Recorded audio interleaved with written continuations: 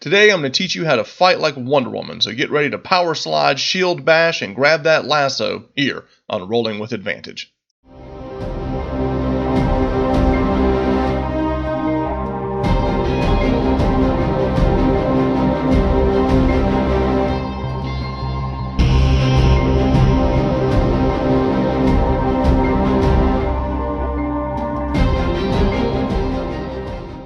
Today, as we tackle this theme of having a character who can fight like our favorite Amazonian Wonder Woman, there were three things that I really wanted to accomplish with this character. I want to be able to power slide and dash over from opponent to opponent. I want to be able to fight with a sword and shield and be able to power bash, shield bash people over.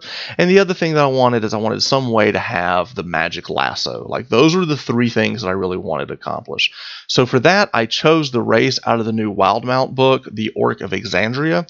The reason I chose this orc over the traditional one is that this orc does not get the -2 to intelligence, which is hugely important for this build. I'm going to have 2 points into strength to give me for my race, also another point into constitution. But the big thing is, I get aggressive, and this is the feat that lets me do the power slide. This allows me to move as a bonus action, dash over to an opponent. This gets me one of the three things that I wanted out of the gate with my race.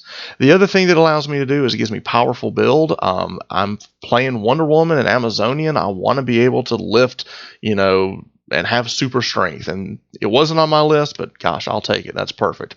Now, the Primal Intuition is also a great feature to have. It gives me 2 skills that I get to pick. I picked Animal Handling and Survival. This allows me to, ride horses and survival. Hey, I've been living on an island, or I've been living in a faraway land. It's a good thing to be able to have survival. These are great skills to have. Now, as far as class goes, we're going to be a fighter. We're going to go into Eldritch Knight, and I'll show you why here in a second. So for proficiencies, athletics and perception, this will give me a great kit with the skills I already had with being a race. Also fighting style, we're going to pick dueling because we're going to be using a sword and shield or an axe and shield.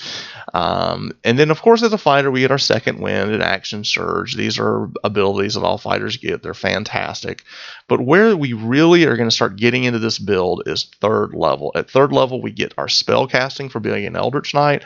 We also get weapon bond, which is going to allow us to basically summon our weapon to our hand. Cool ability. So you can just pull the sword out of nowhere. I dig it. Now for the spell casting, I'm going to jump real quick and show you the spells that I like. I like Booming Blade here. It allows me to, if I hit a character and then I dash over or use my aggressive ability to move away from them, if they come after me, they're going to get an extra D8 of thunder damage, which is really cool. Yeah, they get an attack of opportunity at level 3 when I'm using this, but I'll show you how we can get around that here in a second. For lightning lure, I've got my magic lasso. This is exactly what I wanted. I wanted to be able to have a lasso that I can pull people closer to me, or maybe I can talk to my DM and say, hey, can I use this to swing around, Indiana Jones style. I would let my players do this. I'm sure your DM probably would too. For spells, we're going to talk about Shield. I like that a lot. It's a great one. Thunder Wave, perfect. In the movie, we see how Wonder Woman can, bring her vambraces together and, cause this big area of effect attack. That's perfect. Thunder Wave is great. Once we get a little bit higher level, we're going to get some 2nd level spells. I like Blur because you're moving around so fast. People are going to have disadvantage to attack you. I like Enlarge in case you need to make yourself even bigger so you can lift up even larger things. Love that ability. And Misty Step is a great way to use a bonus action to teleport around. Now, you could look at this and say, hey, you've already got aggressive. Why do you need this? The reason I like this is because aggressive doesn't allow you to go vertically like you can with Misty Step. So think of this as like your leap that you might want. It doesn't care about terrain either. So this can kind of get you up that wall or something like that in a heartbeat. So I like having that. You could pick something else. That's just the one that I liked. Okay.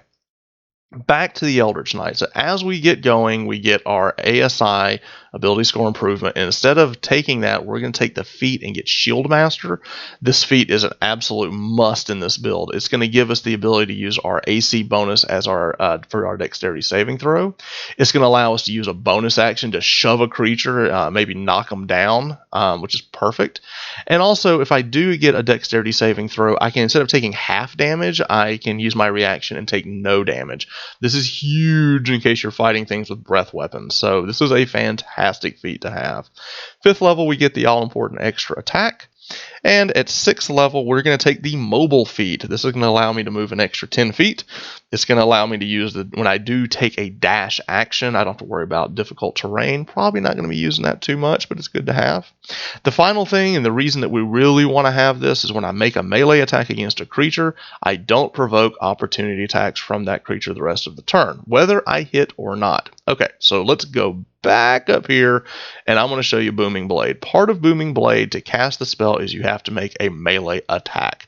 So if I hit an opponent with a Booming Blade, I can then power slide over to the next guy, and he doesn't get an attack of opportunity. If he chooses to go after me, he then takes thunder damage. So this is a good way to kind of taunt the mobs. I'm using some Warcraft lingo here to kind of bring things together in fighting. I think it'd be really cool to see a mobile person running around with Booming Blade and then dragging people closer to you. So I think it's pretty cool. For level 7, we get War Magic, and whenever I cast a cantrip, I can then make another weapon attack as a bonus action. So if you're fighting one target and you're not going to be moving around a lot, it allows you to do a lot of damage, because then I can do Booming Blade, and then I can do another weapon attack on top of that as a bonus action. I know we're talking about a lot of bonus actions. I'm going to get back to that in just a second. For the 8th level ASI, I'm going to pick Strength at this point. We got to get our Strength up. There's some other options you could take here. I like Heavy Armor Master as an option, but for me, at this point, I want to get the Strength points. Indomitable at level 9 is going to allow me to re-roll a failed save, which I think is hugely important, because and when we get to our stats here in a second, you're going to see we don't have a very good Wisdom save.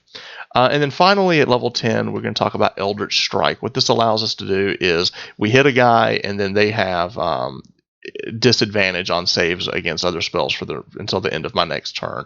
This allows me to hit a guy, and then I can come up with another spell effect. It's a pretty cool ability, but this is the 10 levels that I would take.